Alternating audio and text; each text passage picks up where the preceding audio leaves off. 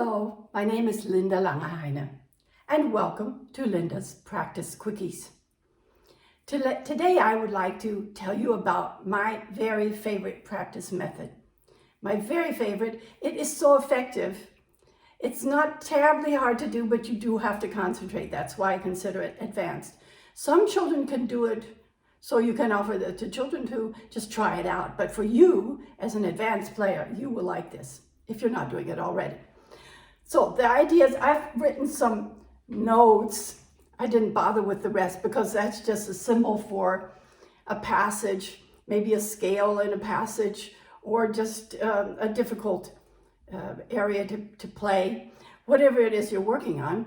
Generally, I use it for scale passages, difficult runs in the music. The first thing you do is you decide on a finger. I suggest, if you use all the fingers like piano players do, to start with one, but you can pick out whichever you want. You go through the passage and find all the notes that have first finger. So say that's the first finger, and it comes another time here, and then maybe right away. No, let's not do it right away. Let's do it here. So you figure out where the first finger is, and then that note will be played with an accent. You will play it louder. So you start playing through it by going one and play it loudly. Dum, dum, bum. Meaning you're playing, these are softer, but this is loud. Bum, bum, bum.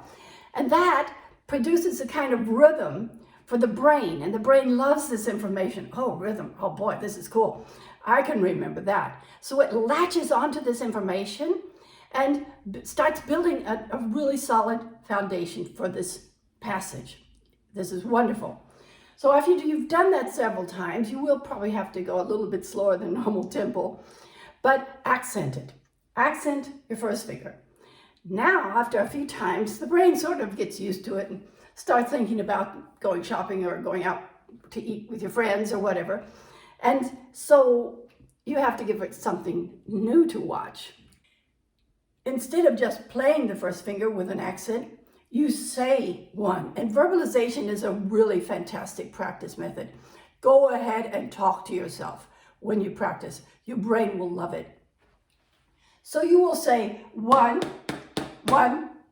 Okay, you say it out loud. You accent it, the note that's played with the first finger, and you say one.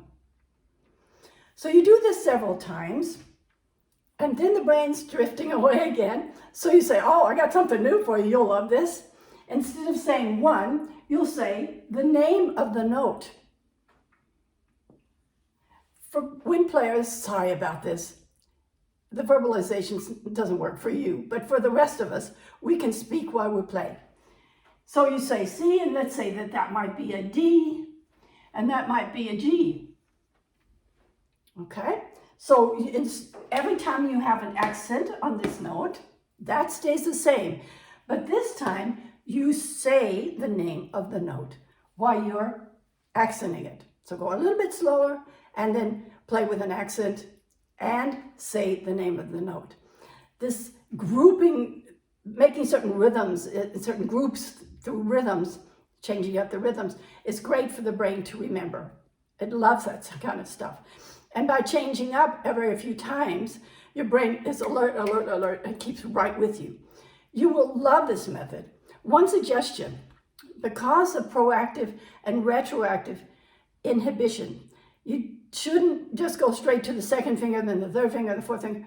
You shouldn't change up right after each other.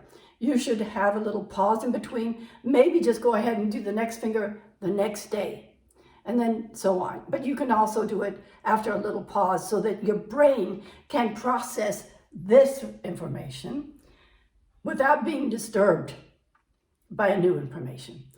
I hope you like this method. You'll get where you're wanting to go quite quickly, and